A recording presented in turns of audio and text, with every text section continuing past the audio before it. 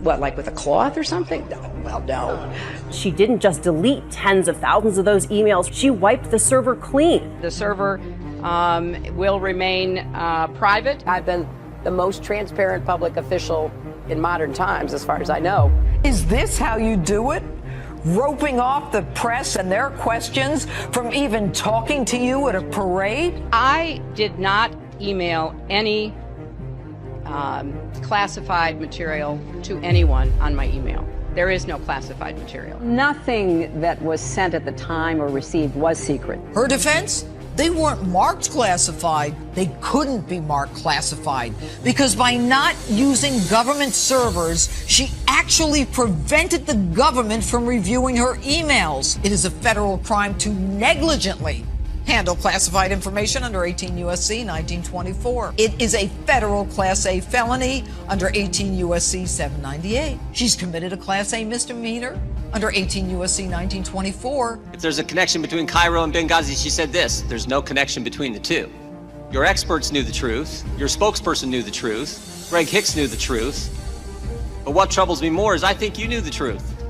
You tell the American people one thing, you tell your family an entirely different story.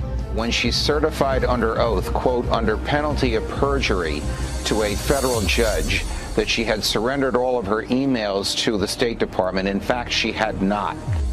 My verdict, based on the evidence, is guilty. What's yours?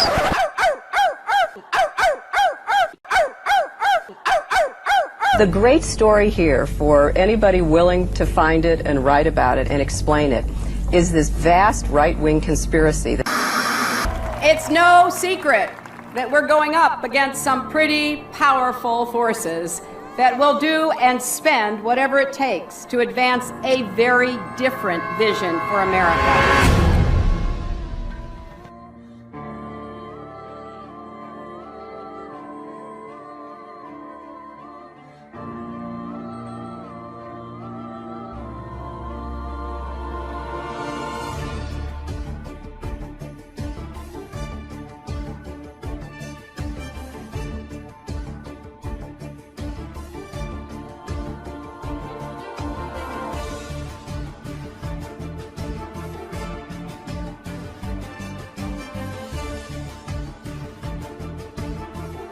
Why I am running for President of the United States.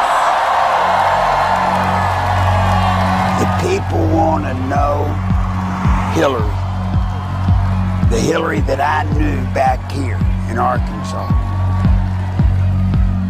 When she was in the Benghazi hearings, when she said, "What difference does it make? They're dead." What difference at this point does it make? That's the Hillary I know. We came, we saw, he died. Hi, Secretary Clinton. Would you sign this for me? Sure, what's your name? If you can make it out to Christopher Stevens. I think you knew him. Yeah, I'm not going to make it out to Chris Stevens. What difference does it make? Here it goes, here. Yep. Senator Clinton has extraordinary ability to obfuscate, refuse to answer questions, avoid confrontations, and up until now has been given a pass on it. A story in the New York Times talking about why Senator Clinton voted this way, because I think some people were surprised by it. And her advisor said that she voted yes because she was moving from primary mode to general election mode. Primary mode versus general election mode? How about tell the truth mode? How about we say the same thing in the primary that we say in the general election? We know that Hillary's an insecure person. Secure people don't lie. They don't lie inveterately the way she does. Hillary Clinton points to her time in the White House as a large part of her qualification for the job as president. But most of the news media has conveniently forgotten that her time as First Lady was mired in controversy. The core of the controversy is how truthful Mrs. Clinton has been in answering questions, sometimes under oath, about Whitewater and other matters. She was the First Lady to come under criminal investigation. In both Little Rock and Washington, D.C., she was plagued by numerous scandals. I finally parted company with Hillary Clinton when I saw how she was using private detectives to investigate the women who were linked to her husband. Not to change him, not to reform him, not to make him a better person, but to cow the women into silence so that he could get elected president. I do not want that woman controlling the IRS or the DEA or the NSA or the FBI or the CIA. Not in a democracy, I don't. One thing about Hillary, Bill was just a good timing guy. But Hillary, she's an animal. Hillary is the one that I promise you, she pulls the strings. She pulled them in Arkansas. She pulled them in the White House when she was there as the First Lady. And my God, if she gets to be president.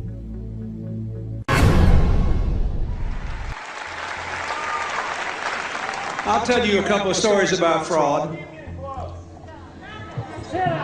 The Bohemian Club, as you say, the Bohemian Club? That's where all those rich Republicans go up and stand naked against redwood trees, right? I've never been to the Bohemian Club, but you ought to go. It'd be good for you. Get some fresh air. I know nothing about the Bohemian Grove with Bill. I know about once a month, Hillary would go out to Los Angeles. And she did it so regular that it became a bit of an issue trying to, why is she always going? Bill told me that she was going out there, she and a group of women, and she would be a part of a witches' church. And when Bill told me that, you could have hit me with a baseball bat.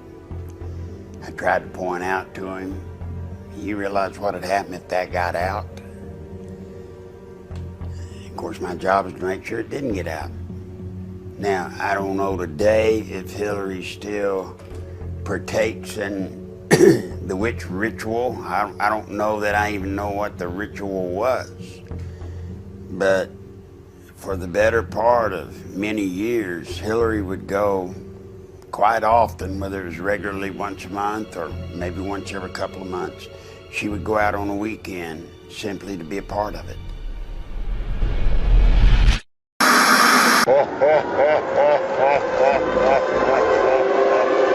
Hillary Clinton finally has exposed her true agenda: confiscation of guns in America from law-abiding citizens. Both she and Obama have stated that they'll use executive action if necessary to ensure gun control is accomplished. But now she's begun speaking publicly about using the Australian model as a template for American gun control. By discussing the Australian buyback, what she's making clear is that it's not just the run-of-the-mill gun control that she's after. She wants confiscation, too. The left seems to be in a race to see who can push this issue farthest and fastest, since Obama made reference to the Australian gun grab a year ago, praising the move. Calling the legislation passed in Australia a buyback is deceptive. It was forced confiscation with a modest cash reimbursement to soften the blow. Anyone who chose not to accept that reimbursement and turn in their guns was subject to having them forcibly taken and facing a prison sentence. How did they know whether someone wasn't complying? Because prior to declaring guns contraband, national registration was implemented. Once the guns were registered, it was easy to force compliance. Both Hillary Clinton and Barack Obama have suggested that the way to accomplish this is through executive orders, since Congress won't pass such legislation. They seem to forget that the Second Amendment stands in the way of this scheme, but that doesn't seem to deter either of them. Many gun control activists falsely claim that no one is coming for your guns, but that's a lie. They already have. Remember the door-to-door confiscation of guns in New Orleans after Hurricane Katrina hit in 2005? Remember the calls for gun confiscation by New York Governor Andrew Cuomo and others in the aftermath of the Sandy Hook tragedy? Now, Barack Obama and Hillary Clinton have come out of the closet and made their true intentions for gun owners clear. All the secret emails, criminal acts, cover-ups, and that sexual relationship with Huma Abedin that is whispered about in the dark corners of Washington. Hillary Clinton's State Department was a virtual pornographic and criminal enterprise. Besides the secretive relationship Clinton has with Anthony Weiner's wife and closet Muslim Brotherhood member Huma Abedin, there is a litany of pornographic peccadillos and criminal acts. Diplomatic security agents sexually attacked female guards. Clinton's security agents routinely solicited prostitutes, and embassy staff were caught running a drug ring in Iraq. But the most disgusting aspect of Clinton's corrupt State Department was Ambassador to Belgium Howard Gutmann, who routinely ditched his security detail in Brussels and solicited prostitutes, including minors. The Inspector General investigating Gutmann charged him with pedophilia, sex with children. But all of this was swept under the rug by the corruptocrat Hillary Clinton. But Clinton, ostensibly out of government, is still pulling the levers of power. The State Department's former chief investigator, Richard Higbee, now turned whistleblower who uncovered much of Hillary Clinton's perfidy, is now suing Slick Willie's better half, and he's paying the price. It was revealed on December 30th, 2013, the same day the huge cache of NSA documents were released, that a hacker group, more than likely the NSA, stole, then deleted, an astounding 4 years' worth of Richard Higbee's emails. The emails included correspondence with other whistleblowers and included a treasure trove of documents revealing a State Department under Clinton that was corrupt to the core.